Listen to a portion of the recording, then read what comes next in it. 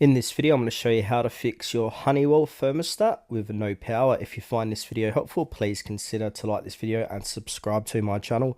In saying that, let's just jump straight into the video. Alright, so the first thing what we need to do is check the display. So if it's completely blank, this confirms it has no power. But if it has some power, faint or flickering, it might be a low battery issue.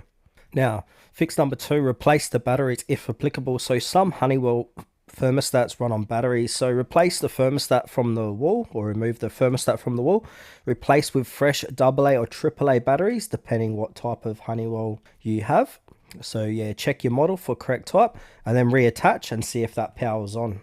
Now if your Honeywell's hardwired, so we need to go ahead and check the circuit breaker. So go to your home's breaker panel, then locate the HVAC or furnace breaker or similar. If it's tripped, flick it back on, flip it off and then back on. Wait a minute, then check the thermostat again. And also check the furnace switch. So many systems have a power switch near the furnace. It looks like a light switch. Make sure it's turned on.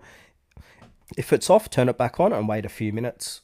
Another thing we can do is inspect the thermostat wiring. So turn off the power to the system first, which is the breaker.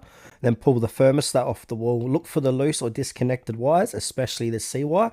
Common wire, reconnect any loose wires, if any.